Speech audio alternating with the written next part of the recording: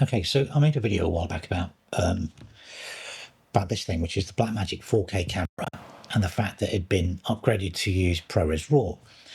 And simultaneous to that, obviously DaVinci Resolve was upgraded to use ProRes RAW as well, which was really nice, possibly because the iPhone 17 now shoots ProRes RAW. Anyway, there's a lot of people that ask questions like, how big are the files? And so what I've done, I've shot a minute on every single codec you can shoot. Well, every single RAW codec you can shoot on here. And then I'll put them into a folder so you can look at the different file sizes. So what I'll do, I'll jump into File Manager, and then we'll have a look at different file sizes. Then I'll bring them into Resolve, and there are some interesting differences between switching between ProRes RAW and BRAW, which is the other format this camera shoots. So, all right, so there we go. So that's it. We'll have a look at that. We'll have a look at the file sizes, and then we can sort of like, you can make a comparison and judge for yourself if it's the right codec to shoot in going forward. Anyway, so let's dive in.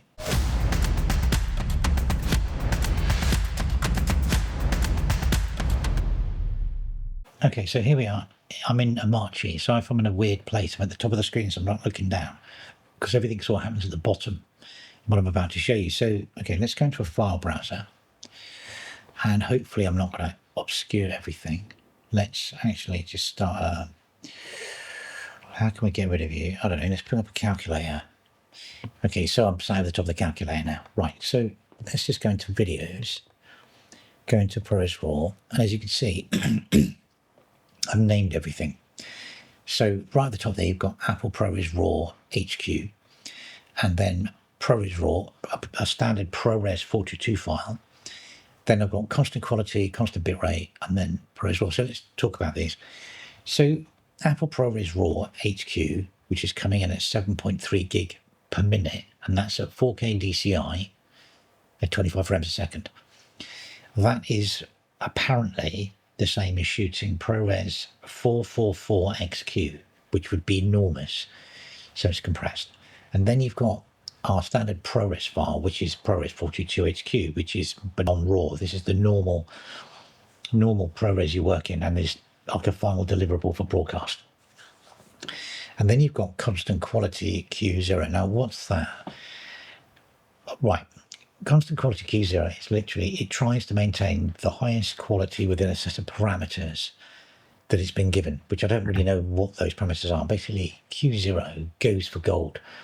And the more detail in a picture and the more movement, the bigger that will become. So it's unpredictable, the amount of storage, if that makes sense. So this is all shot, and I'll show you in Resolve in a minute. This is all shot on a static. If there's lots of movement and stuff, that bitrate would go all over the place. However, it can become really useful.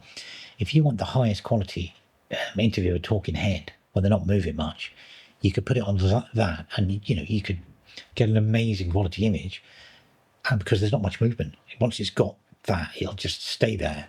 But it is predictable, and you don't really tell what the data rate is going to be, or there are limits. If you look on the Blackmagic BRAW computer thing, it can work it out for you. Then you've got constant bitrate, which is more guaranteed. So it's like, it's got a set bitrate it'll work in, and it'll try and shoehorn all the detail into that, which is like the highest quality of the bitrate one, which is 3:1 compression. And then you've got Apple ProRes RAW. Now, you can see that's a lot smaller. That's supposed to be a RAW version of Apple ProRes 422. So it's like shooting 422, but you've got the additional benefits of shooting RAW, so you can adjust white balance and everything like that. And then it goes on down from there. So you've got 5:1, constant quality 1, 8:1, Q3, 12:1, and then Q5. Now, if you look at the file sizes, ProRes RAW is a monstrous 7.3 gigabytes per 1 minute. And then you've got 6 gig per minute for just 422. And the constant quality, as I said, that's all over the shop. That could be double the rate if I was filming a waterfall. And then you've got a more predictable one, which is constant bitrate, which is 3.3:1. Now, the sweet spot for BRAW, really, if you want to sort of get a handle on what you're doing, is probably 3:1 or 5:1, depending on what you're shooting. 3:1's probably good for VFX stuff. 5:1 is the sweet spot. It's like we used to shoot I don't quite know how it works with the LQ, MQ, and HQ on Reds now, but when we did compression ratios on Red Dragons, we used to shoot 5:1, and that was always the right spot to shoot a 6K Red Dragon. But so yeah, so you can see the size. So that's for minutes. So just do got the calculator up. If I do 7.3 times 60, you're going to get half a terabyte for an hour with ProRes HQ. Now, do you often need that? You're doing something cinematic. If you're shooting a film, yeah, okay, but not often you'd need that. You know, you'd probably be able to get away with ProRes RAW a lot of the time, unless you're going to like a film out or you're doing VFX. But still, that's quite a chunky file. It's sort of, and you probably get better quality, I think, from 5:1. So it's sort of very similar, 4.9 gig or 4.7. So that area there is the sweet spot. So you'd probably get a really good result here, similar to that up there, to HQ, but from 3:1 compression. So there you go. So there you go. You can see the size. So that's for a minute. So you've got a huge variation all the way down to Q5, which will be tiny because there is no movement in the shot, or Q12, which is 1 to 2 gig. So I don't know, if you're shooting 12:1, so let's just do, what do we got? So let's do 12:1, which is 1.7 times 60, won't give us 102 gig per hour. So you've got a lot of space there on a 1 terabyte drive to shoot 4-5 hours, I don't know, 6, a lot of hours, quite a few hours. So let's get rid of this. Let's fire up Resolve. Okay, so let's just jump into DaVinci Resolve, and that on this I've got it mapped to Super D. Up she comes. I'm gonna have a look at the file. So let's just do a new project. We'll call this ProRes. Hopefully I'm over the top right here, because when I did this last time, I'd actually done a dry run of this and I was in the wrong place. So on the debate settings at the bottom, I couldn't show anybody anything. And then just jump into Video, ProRes. There's all our files. Let's pull them all into the timeline. Let's pull up a timeline, right click, create new. Don't want to use project settings. Let's go format and just go 4K full DCI, which is down here somewhere. And then we want output. And I'm going to leave them as uncolor managed at the moment. But a lot of them in a minute. So that should pop in that timeline, it says. There we go. So let's have a look, not that one. So here's all my clips all lined up. If you want to have a look inside your clip, just to have info, if you go over here, hopefully I'm not obscuring it, and you bring up on that, I am underneath this, but you bring up the metadata, you can see down here, Q5, the BRAW, Q3, this little bit here, and then for the HQ, nothing. Okay, so let's just jump into the color page, and you can see my clips in here.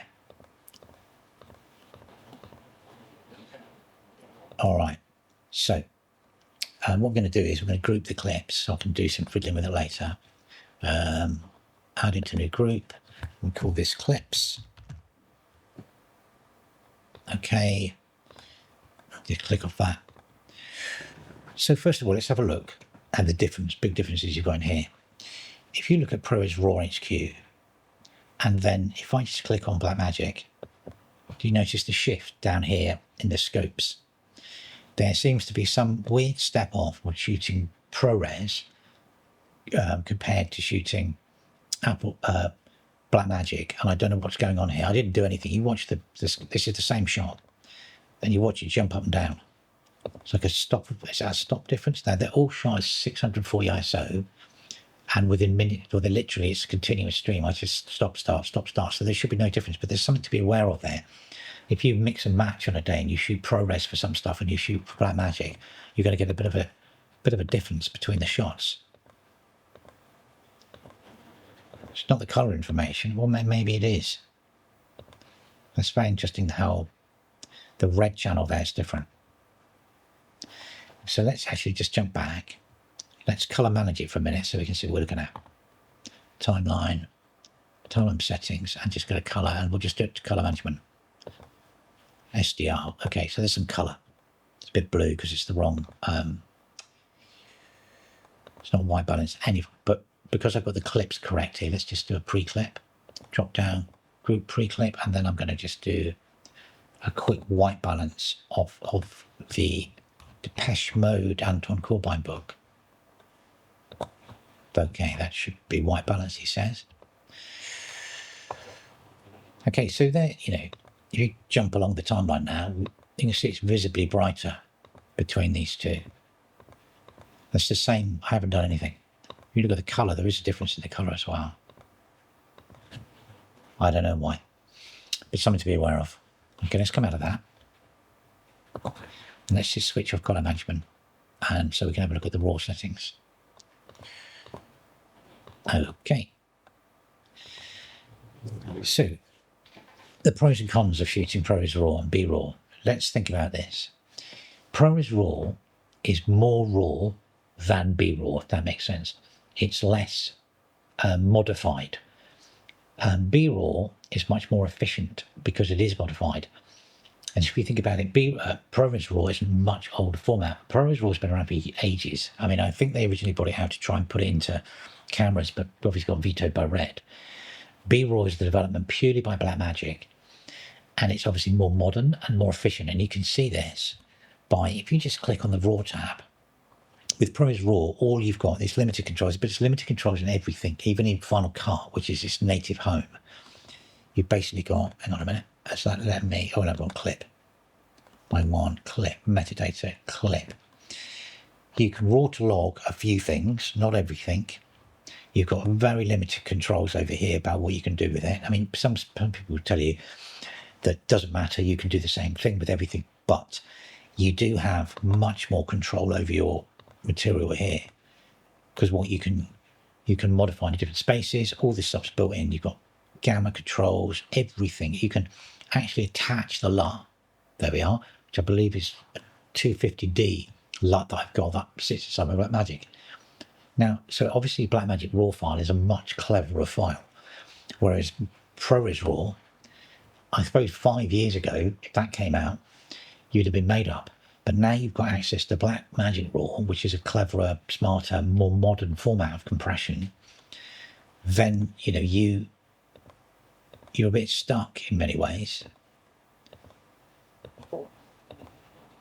Is it really needed? Oh, that's the question to be asked. I mean, the only places I would ever shoot ProRes RAW is if I was definitely handing off the material to go to Final Cut X, maybe.